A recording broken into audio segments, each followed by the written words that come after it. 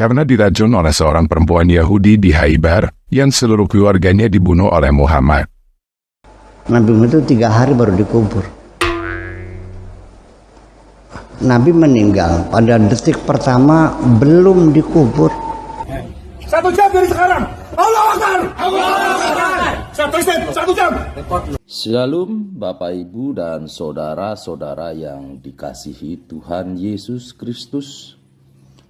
Penyesatan memang ada, tetapi cilakalah mereka yang membuat penyesatan itu.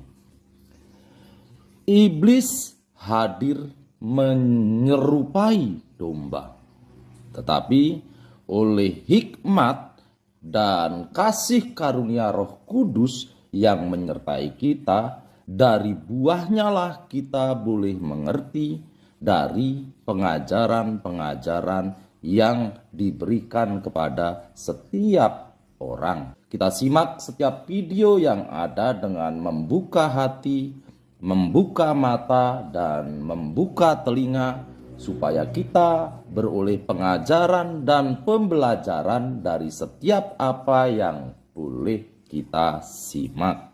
Dia Muslim, kami minta diambil secepatnya dimakamkan. Saya berangkat dari Jakarta ke sini. Hukum Islam mengatakan ketika seseorang meninggal harus segera dimandikan, dikafankan, dikuburkan. Yang ketiga, jika dia tidak dimakamkan, dikuburkan, diproses secara Kristen, dia terkena siksa imbas dari orang kafir. Bahkan kuburanmu nggak boleh kuburan Kristen. Hukumnya Allah, hukumnya Islam, segera dimakamkan. Kasihan jenazah, karena kami sayang sama jenazah. Kasihan dia didiamkan seperti ini. Lo yang berdosa kami, Pak. Ini kita kena semua fardu kifayah. Tahu arti fardu kifayah? Iya. Makanya saya dari Jakarta ke sini.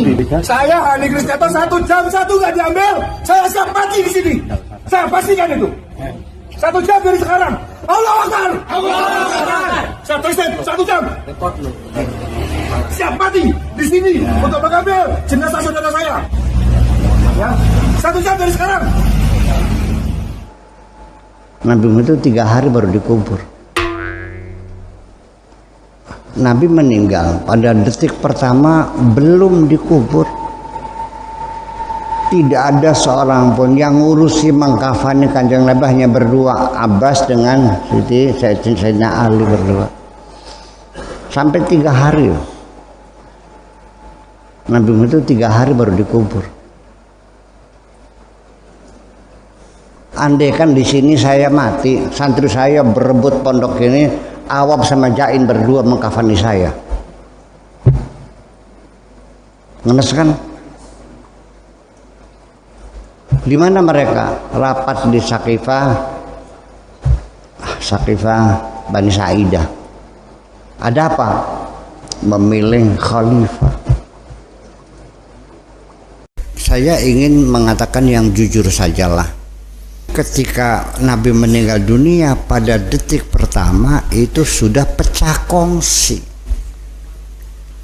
Gara-garanya adalah begitu meninggal Nabi Muhammad tidak ada yang mengurusi pengkafanannya, yang mandiin nggak ada, yang mengkafani nggak ada, para sahabatnya rapat memilih Khalifatul Rasulillah. Yang aneh lagi Sayyidina Ali nggak diundang. Nah itu persoalannya. Ujug-ujug ya bahasa Sunda ujug-ujug ya. Ujug-ujug tiba-tiba Abu Bakar mengatakan saya sebagai khalifah. Sayyidina Ali nggak tahu yang angkat siapa. Nah, ngambek kan pendukung Alinya ya sampai sekarang. Yang mendukung Ali namanya Syiah, yang mendukung Abu Bakar namanya Ahli Sunnah wal. Nah, bapak-bapak dukung mana? Udahlah. Tapi yang aneh ini sejarah. Sekalipun umat Islam saling perang saudara saya, Pak. Istri dengan menantu kok bisa perang sih? Iya kan? Sayyidina Ali dengan Sayyidah Aisyah. Bapak-bapak dengar semuanya. Kenapa? Nggak malu tah? Masa perang sama istrinya Mitoha?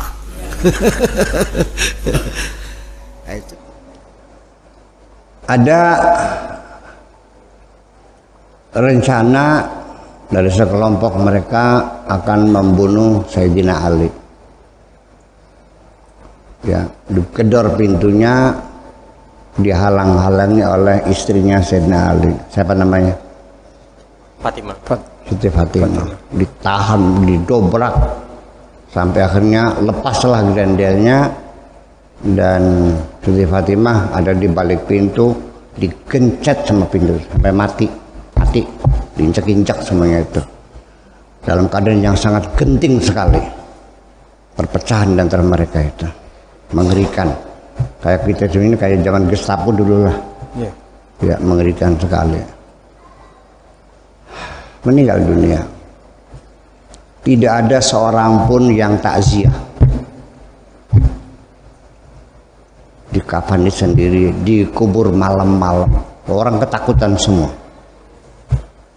Nah, ketika dikuburkan, di situ awal talqin. Sayyidina Ali ngomong, wahai istriku tercinta, tolong sampaikan kepada bapakmu bahwa sahabatnya sudah pada murtad semuanya. Ya. Nah, ini Anda suasana semacam ini kan tidak dikemukakan, tidak kamu pelajari dalam sejarah. Ditutup. Ada apa sebetulnya? Halo semua. Seperti yang Buya Syakur katakan, hal seperti ini tidak dipelajari oleh umat dalam sejarah. Ditutupi. Dan perlu dipertanyakan, ada apa sebenarnya? Seperti yang kita lihat di awal, seorang mualaf yang baru masuk Islam aja bisa ngotot sedemikian rupa, sehingga rela mati demi menguburkan sesama mualaf pada hari itu juga. Pertanyaannya, kenapa tidak ada yang ngotot untuk menguburkan Muhammad pada hari itu juga, seperti yang dilakukan oleh mualaf tadi? Padahal, katanya, menurut hukum Islam, kalau seseorang meninggal, harus segera dimandikan, dikafankan, dikuburkan. Dan katanya Muhammad adalah Nabi yang dijadikan teladan bagi umat Islam. Kenapa umat Islam harus segera dikuburkan pada hari itu juga? Padahal Nabi yang dijadikan teladan aja tidak dikuburkan pada hari itu juga. Saya cukup yakin, mualaf yang tadi kita lihat tidak tahu bahwa mayat nabinya tidak diurus sampai pada hari yang ketiga. Jangankan mualaf itu, saya cukup yakin banyak muslim dari lahir yang juga tidak tahu bahwa nabinya baru dikuburkan pada hari yang ketiga. Kenapa bisa begitu? Karena peristiwa kematian Muhammad adalah topik tabu yang tidak dibicarakan oleh umat muslim, terutama yang awam. Nah, saya bukan bermaksud untuk membuka luka lama agama Islam. Tetapi, ini udah zaman keterbukaan, di mana segala informasi tidak bisa ditutup-tutupi lagi. Jadi, jika kamu adalah seseorang yang tidak mampu menerima kenyataan yang pahit, silakan tutup video ini sekarang. Karena pada video ini, kita akan membahas tentang kematian Muhammad secara belak-belakan. Opi, kita mulai aja ya. Nah, informasi tentang Muhammad dikuburkan pada hari yang ketiga bisa didapatkan dari beberapa hadis. Di antaranya adalah hadis dari ini, nomor 83, dan hadis Ibnu Majah, nomor 1617. Karena sangat banyak, pada video ini saya tidak akan membacakan semuanya. Saya hanya akan membacakan yang dari hadis Ibnu Majah aja. Dan supaya tidak terlalu bertele-tele, saya tidak akan membacakan perawinya. Kalau teman-teman mau tahu perawinya, silakan post dan baca sendiri. Atau cari websitenya, atau bukunya sendiri. Kita mulai dari hadis Ibnu Majah, nomor 1607. Ubaidullah bin Abdullah bertanya kepada Aisyah, "Wahai ibu, kabarkanlah kepadaku, bagaimana sakitnya Rasulullah SAW?" Ia menjawab, beliau keluhkan kepedihan sakitnya, hingga air liur terlihat merembet di mulut beliau. Keluarnya air liur beliau, layaknya orang yang makan kismis. Beliau keliling ke rumah-rumah istrinya. Ketika sakitnya semakin berat, beliau minta izin kepada mereka untuk tinggal di rumah Aisyah. dan mereka gantian datang menemui beliau. Aisyah melanjutkan, beliau masuk menemuiku dengan diapit oleh 2 orang laki-laki. Sementara kedua kakinya berjalan di tanah. Salah seorang dari laki-laki itu adalah Al-Abbas. Lalu aku ceritakan hal itu kepada Ibnu Abbas.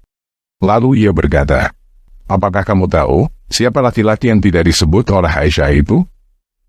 Ia adalah Ali bin Abu Thalib.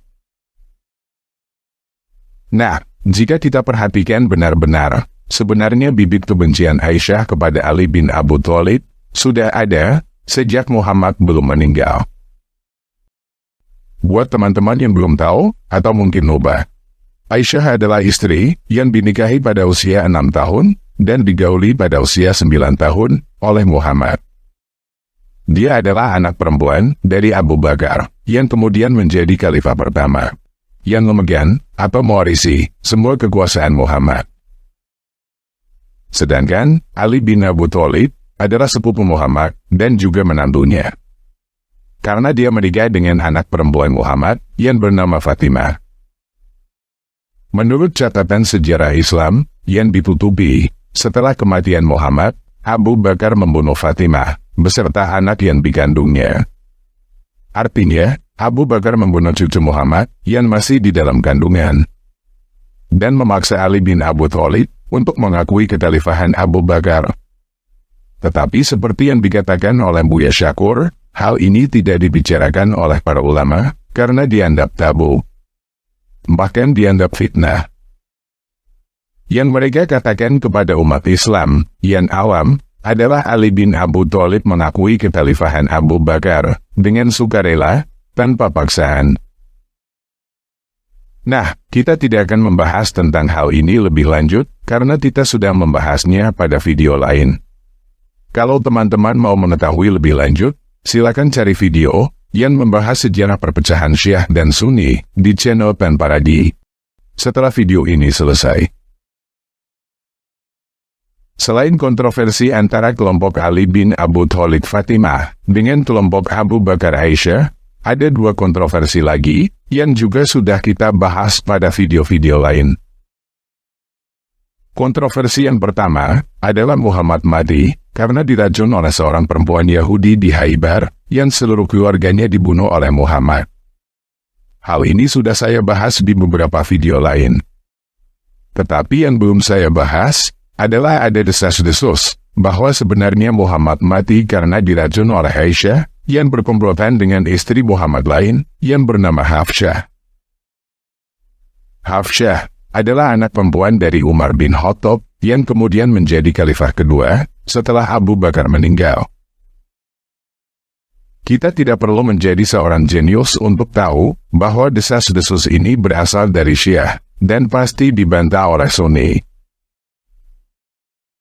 Kontroversi yang kedua adalah Muhammad, Fatimah putri Muhammad, dan cucu Muhammad yang ada di dalam kandungan meninggal sebelum genap 1 tahun setelah Muhammad melakukan sumpah mubahalah.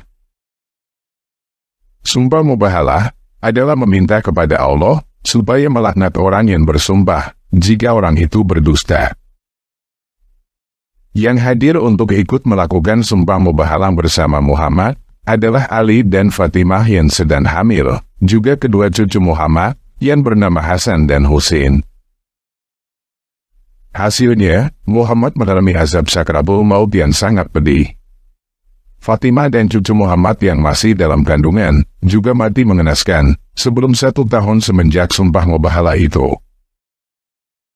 Setelah itu, Ali bin Abu Thalib dan kedua cucu Muhammad yang bernama Hasan dan Husain juga mati mengenaskan dengan cara dibunuh oleh pengikut Muhammad sendiri. Semua hal ini juga sudah saya bahas lebih detail pada video lain yang membahas tentang mubahalah. Jadi, silakan teman-teman lihat video itu setelah nonton video ini sampai selesai. Pada video ini, kita lebih fokus kepada kontroversi kematian Muhammad yang bertentangan dengan ajaran Islam. Yaitu Muhammad sendiri tidak langsung dikubur pada hari itu juga. Kita lanjut baca hadis Ibnu Majah nomor 1608. Aisyah berkata, Nabi SAW berlindung dengan kalimat-kalimat itu. Jauhkanlah penyakit, wahai Rob manusia. Sembuhkanlah. Engkau adalah penyembuh. Tidak ada kesembuhan kecuali kesembuhan darimu. Kesembuhan yang tidak meninggalkan rasa sakit. Ketika Nabi SAW telah merasakan berat, di saat sakit yang membawanya pada kematian, aku meraih tangannya dan aku usap. Aku bacakan doa tersebut. Namun beliau melepaskan tangannya, kemudian mengucapkan, Ya Allah, ampunilah aku. Dan gabungkanlah aku dengan kekasih yang maha tinggi. Aisyah mengatakan, maka itu adalah ucapan terakhir yang aku dengar dari Nabi SAW. Jadi, di sini kita bisa lihat bahwa pada akhirnya, sebelum meninggal, Muhammad memohon ampun kepada Tuhannya. Tentunya ini berarti Muhammad mengakui bahwa selama ini dirinya berdosa. Hal seperti ini biasa terjadi pada orang-orang jahat. Mereka baru minta ampun kepada Tuhan ketika sakit dan detik-detik terakhir sebelum mati. Hadis Ibnu Majah, nomor 1611. Aisyah berkata, aku tidak pernah melihat seseorang yang lebih berat sakitnya selain dari Rasulullah SAW. Hadis Ibnu Majah, nomor 1615. Para sahabat menyebut-nyebut di sisi Aisyah bahwa Ali adalah penerima wasiat Nabi. Maka Aisyah pun bertanya, kapan beliau berwasiat kepadanya? Padahal Rasulullah bersandar di dadaku atau di pangkuanku. Beliau minta diambilkan baskom. Beliau juga terkulai lemah dalam pangkuanku. Kemudian meninggal tanpa aku sadari. Lalu kapan SAW berwasiat? Nah, jadi dari sumber sunni ini, sebenarnya kita bisa melihat bahwa para sahabat Muhammad tahu bahwa Ali adalah penerus atau penerima wasiat. Tetapi Aisyah memberikan penolakan terhadap legitimasi Ali, dengan alasan dia tidak mendengarnya sendiri dari Muhammad. Hadis Ibnu Majah, nomor 1616. Aisyah berkata, ketika Rasulullah SAW meninggal, Abu Bakar sedang berada di rumah istrinya, anak Kharijah, di daerah Hawali. Orang-orang waktu itu berkata, Nabi SAW belum meninggal. Itu hanyalah sebagian yang biasa beliau alami ketika menerima wahyu. Kemudian datanglah Abu Bakar. Ia membuka kain penutup wajah beliau dan mencium antara kedua mata beliau. Setelah itu ia berkata, engkau terlalu mulia di sisi Allah jika harus mati 2 kali. Demi Allah, Rasulullah SAW telah wafat. Sementara Umar yang berada di pojok masjid berkata, demi Allah, Rasulullah SAW belum meninggal. Beliau tidak akan meninggal hingga memotong tangan dan kaki orang-orang munafik. Lalu Abu Bakar bangkit dan naik ke atas mimbar. Ia mengatakan, sesungguhnya Muhammad telah meninggal. Muhammad itu tidak lain hanyalah seorang rasul. Sungguh telah berlalu sebelumnya beberapa orang rasul. Apakah jika dia wafat atau dibunuh, kamu berbalik ke belakang, dalam kurung murtad? Barang siapa yang berbalik ke belakang, maka ia tidak dapat mendatangkan mudarat kepada Allah sedikit pun. Dan Allah akan memberi balasan kepada orang-orang yang bersyukur.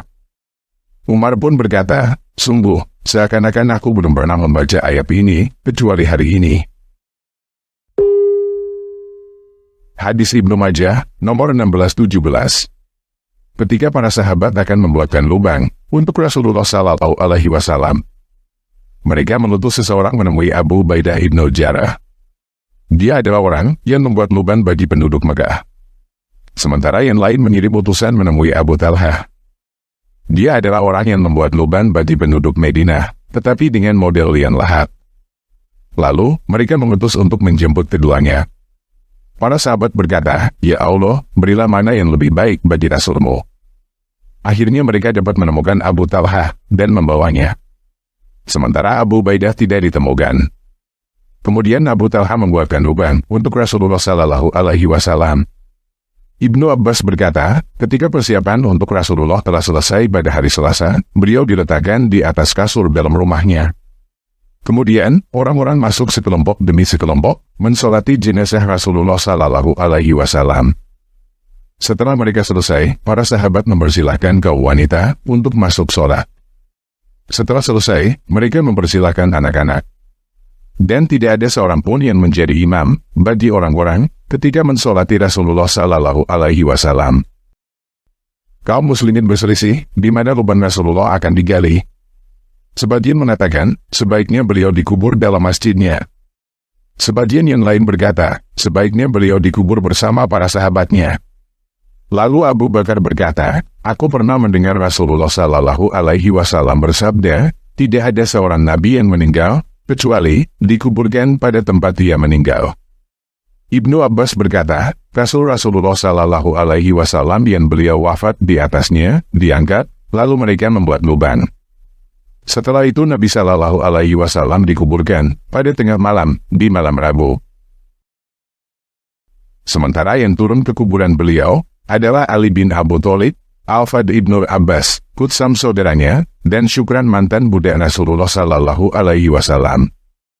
Aus bin Hawli, ia adalah Abu Layla, berkata kepada Ali bin Abu Thalib, aku bersumpah kepada Allah, dan kedudukan kami di sisi Rasulullah Sallallahu Alaihi Wasallam atas kamu. Maksudnya minta izin turun ke lubang beliau. Maka Ali pun berkata, turunlah. Syukran adalah budak beliau. Dia menambil kain kasar yang pernah Rasulullah Sallallahu Alaihi Wasallam kenakan. Kemudian ia memasukkannya ke dalam kuburan beliau, seraya berkata, demi Allah, tidak ada yang akan mengenakannya setelahmu, selamanya. Maka kain itu pun dikubur bersama Rasulullah Sallallahu Alaihi Wasallam. Hadis Ibnu Majah, nomor 1622. Ibnu Umar berkata, kami sangat berhati-hati untuk berbicara dan bersenang-senang bersama istri kami di masa Rasulullah SAW. Maka kami berani untuk melakukannya ketika Rasulullah SAW meninggal. Nah, kenapa Ibnu Umar berkata bahwa mereka sangat berhati-hati untuk berbicara dan bersenang-senang bersama istri mereka di masa Rasulullah SAW? Karena salah satu keistimewaan Nabi Muhammad yang dicatat oleh tafsir Al-Qurtubi adalah jika Muhammad melihat istri seorang muslim dan menginginkannya, maka seorang muslim itu wajib untuk menceraikan istrinya supaya Muhammad bisa kawin dengan bekas istrinya itu. Hal ini juga sudah kita bahas di video lain. Jadi kita tidak akan membahasnya lebih lanjut. Silakan teman-teman cari dan nonton video itu untuk melihat referensinya setelah video ini selesai. Nah, balik ke topik.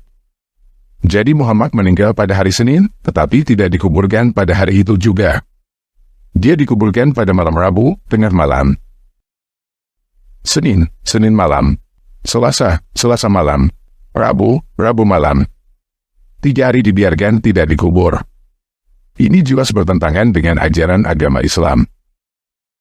Jadi, peristiwa ini menimbulkan banyak pertanyaan. Kenapa tidak ada yang ngotot untuk menguburkan Muhammad pada hari itu juga, seperti mualaf yang kita lihat di awal? Apakah pada saat itu, tidak ada yang tahu bahwa Muhammad adalah seorang muslim? Apakah pada saat itu, tidak ada yang tahu bahwa seorang muslim harus dikuburkan pada hari itu juga? Nah, ada beberapa penjelasan dari berbagai kelompok muslim sendiri.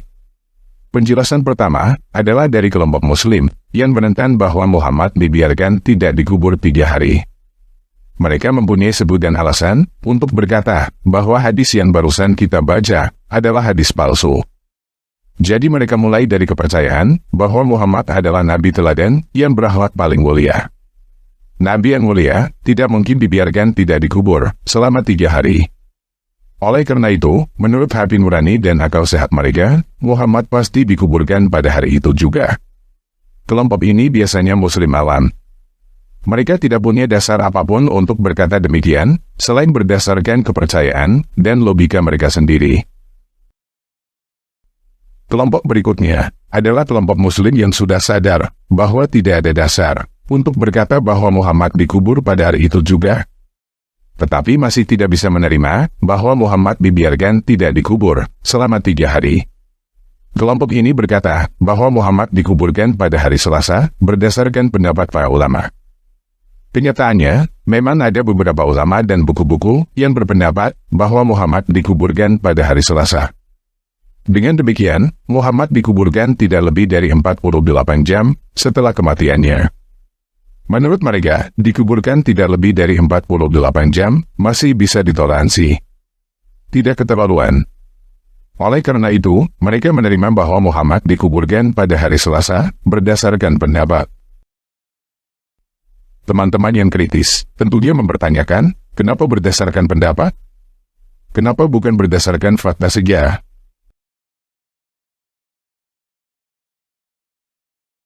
Kita bahas kelompok berikutnya, yang menerima bahwa Muhammad dikubur pada hari Rabu. Sebagian dari kelompok ini bisa menerima bahwa Muhammad tidak dikubur selama 3 hari dengan menghibur diri bahwa jenazah Muhammad tidak bau, tidak membusuk, dan lain sebagainya. Mereka tidak mempertanyakan apakah hal itu masuk akal. Kalau memang jenazah Muhammad tidak membusuk, tentunya jenazah Muhammad tidak akan dikuburkan sampai sekarang. Jika jenazah Muhammad tidak membusuk, tentunya hal itu akan dianggap sebagai mukjizat dan dibanggakan oleh seluruh umat muslim. Justru Muhammad dikubur setelah 3 hari adalah bukti bahwa jenazahnya sudah tidak bisa dibiarkan lagi karena sudah membusuk. Ada kemungkinan, sebagian dari para sahabatnya yang berharap Muhammad akan bangkit, seperti Yesus. Tetapi karena Muhammad bukannya bangkit, malah membusuk, mereka terpaksa menguburkannya. Yuk kita baca keterangan dari hadis Darimi nomor 83. Rasulullah SAW wafat pada hari Senin. Namun jasad beliau belum juga dimakamkan hari itu, malamnya, dan hari esoknya. Sehingga dimakamkan pada malam Rabu. Mereka berkata, Rasulullah SAW belum wafat. Hanya saja beliau naik ke langit dengan ruhnya, sebagaimana Musa alaihissalam dinaikkan. Lalu Umar radhiyallahu anhu berdiri seraya berkata, sesungguhnya Rasulullah SAW belum wafat. Akan tetapi beliau dinaikkan bersama ruhnya ke langit, sebagaimana Musa alaihissalam dinaikkan. Demi Allah subhanahu wa ta'ala, Rasulullah SAW tidak meninggal, sampai ia memotong tangan-tangan serta lidah-lidah mereka. Umar radhiyallahu anhu terus berkata demikian, sampai berbusa kedua sudut mulutnya, sebab ancaman dan perkataannya. Kemudian Abbas radhiyallahu anhu berdiri seraya berkata, sungguh Rasulullah SAW telah meninggal dunia, karena beliau adalah manusia biasa, dan beliau berubah sebagaimana berubahnya manusia. Maka makamkanlah sahabat kalian.